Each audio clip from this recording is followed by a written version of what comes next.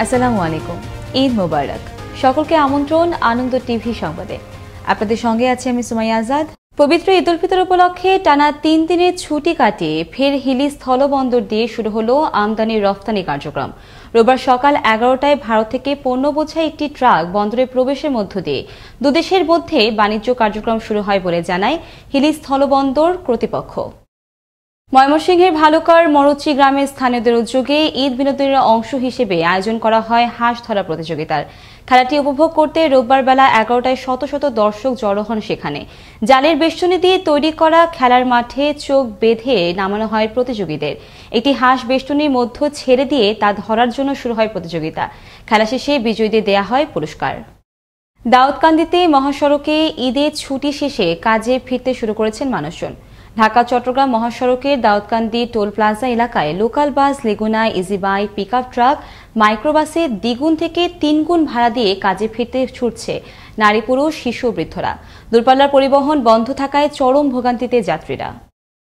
ঈদ উল ফিতর উপলক্ষে পরিবারের সদস্যদের নিয়ে ঢাকা থেকে বরিশালের গৌর নদীতে নিজ গ্রামের বাড়িতে পরিবার সহ বেড়াতে আসেন ইদ্রিস সর্দার।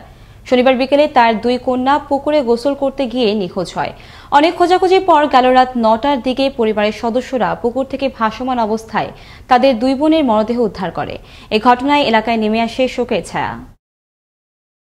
আধিপত্য বিস্তারকে কেন্দ্র করে মাদারীপুরের শিবচরে এক ইউনিয়নের আসন্ন নির্বাচনে 2 চেয়ারম্যান প্রার্থীর সমর্থকদের মধ্যে সংঘর্ষের ঘটনা ঘটেছে।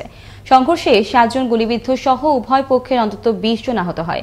পুলিশ ঘটনাস্থল পরিদর্শন করে এক চেয়ারম্যান প্রার্থী সহ 4 জনকে আটক করেছে। পরিস্থিতি মোকাবেলায় এলাকায় অতিরিক্ত পুলিশ মোতায়েন করা হয়েছে।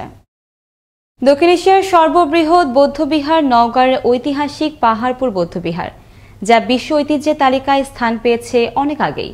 করোনা ভাইরাসের কারণে বর্তমানে পর্যটক শূন্য এই স্থাপনাটি। তবে ঈদকে ঘিরে খোলা ভেবে অনেক দর্শনার্থীরা এলেও ফিরে যেতে হচ্ছে তাদের। বৌদ্ধবিহারটি বন্ধ থাকায় স্থানীয় ক্ষুদ্র ব্যবসায়ীরা রয়েছেন লোকসানে। নওগাঁ থেকে কাজী কামাল হোসেনের পাঠানো তথ্য ও ভিডিওচিত্রে দেখুন ডেস্ক রিপোর্ট। ছবিতে যে দৃশ্য দেখছেন এটি বাংলাদেশের সবচেয়ে বড় এবং ঐতিহাসিক বিহার, যার আদি নাম সোমপুর বিহার। 1879 খ্রিস্টাব্দে স্যার আলেকজান্ডার কানিংহাম এই বিশাল স্থাপনাটি আবিষ্কার করেন। ঐতিহাসিক এই বিহারের সকল স্থাপনাই পোড়া ইট ও কাদামাটির তৈরি। 1985 খ্রিস্টাব্দে ইউনেস্কো এটিকে বিশ্ব ঐতিহাসিক স্থানের স্বীকৃতি প্রদান করেন। এটি মূলত পাল রাজত্বের রাজধানী ও সেই সময়ের বিশ্ববিদ্যালয় ছিল। এখানে সে সময় ভিক্ষুরা পড়ালেখা করতেন। নওগাঁ শহর থেকে পাহাড়পুর বৌদ্ধ বিহারের দূরত্ব প্রায় 34 কিলোমিটার। সারা বছর দর্শনার্থীদের সমাগম ঘটলেও করোনা ভাইরাসের কারণে বন্ধ রাখা হয়েছে এই পুরাকীর্তিটি। প্রতি বছরই এখানে ঈদ উপলক্ষে দর্শনার্থীদের উপচে পড়া ভিড় ছিল, কিন্তু এই ঈদে পাহাড়পুরটি ছিল দর্শক শূন্য। অনেক ছেলে মেয়ে আসছিল দেখার জন্য, কিন্তু সরকার নির্দেশের কারণে সেটাকে তালাবদ্ধ রাখছে। এই কারণে আমরা ঘুরে বাড়ি ফিরে যাচ্ছি। জানতেছি যে এখানে বন্ধ, তো একটু বাহির থেকে বাচ্চাকে একটু কিছু দেখে নিয়ে আমরা এখান থেকে মুভ করবো। আমরা ঈদ উপলক্ষে এখানে ঘুরতে আসছি সোমপুর মহাবিহারে। এসে দেখতেছি এটা বন্ধ। যদি এটা স্বাস্থ্যবিধি মেনে খোলা রাখা হতো তাহলে আমাদের জন্য অনেক ভালো হতো, আমরা আনন্দের সাথে উপভোগ করতে পারতাম। দীর্ঘদিন ধরে পর্যটন কেন্দ্রে পর্যটক না আসায় এ সকল এলাকার ব্যবসার সাথে জড়িত নিম্ন আয়ের মানুষজন পড়েছেন বেকায়দায়। আমাদের একটাই আবেদন সরকারের কাছে, আর পুরাটা যদি একদম খুলে দেওয়া হয় তাহলে আমরা স্বাস্থ্যবিধি মেনে আমরা সকল দোকানদারেরা আমরা বিজনেস করতে পারব। আমি এখানে দীর্ঘদিন ধরে ব্যবসা করি, কিন্তু লকডাউনের কারণে আমাদের ব্যবসা বাণিজ্য পরিস্থিতি খুবই খারাপ, আমরা চলতে পারতেছি না, এরকম অবস্থা আর কি। এদিকে করোনা ভাইরাস প্রতিরোধে সরকার এই পর্যটন কেন্দ্রটি বন্ধ রেখেছে। তবে ঈদকে ঘিরে যারা আসছেন তাদেরকে বুঝিয়ে ফিরিয়ে দেওয়া হচ্ছে বলে জানালেন এ কর্মকর্তা। তো প্রতিদিনই আমরা কম বেশি দর্শনার্থীদেরকে আসতে দেখি গেটে। ঈদ উপলক্ষে প্রচুর দর্শনার্থী গেটের আশপাশে ঘোরাফেরা করছেন। আমরা আমাদের নিরাপত্তার দায়িত্বে যারা আছে তারা এবং পুলিশের যারা আছেন সবাই দর্শনার্থীদেরকে বোঝানোর চেষ্টা করছেন বাসায় থাকার জন্য। শর্ত সাপেক্ষে এবং স্বাস্থ্যবিধি মেনে এখানে থাকা টুরিস্ট পুলিশ প্রশাসনের মাধ্যমে নির্দিষ্ট সংখ্যক পর্যটক প্রবেশের মাধ্যমে এই বিশ্ব ঐতিহ্যটি খুলে দেওয়া যেতে পারে বলে মনে করেন। মুস্তফা কামাল তোহা, আনন্দ টিভি, ন্যাশনাল ডেস্ক।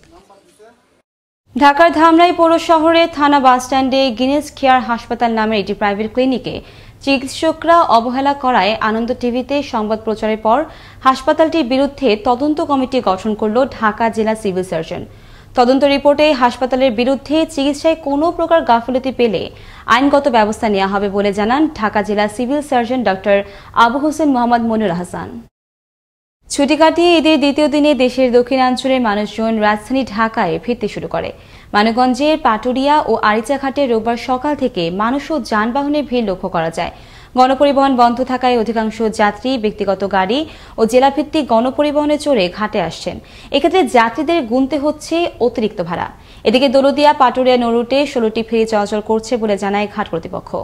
এই ছিল এখনকার মতো। আনন্দ টিভির সংবাদ দেখুন প্রতিদিন বিকেল 5:30 এবং রাত 9:30। আনন্দ টিভির সঙ্গে থাকার জন্য সকলকে ধন্যবাদ।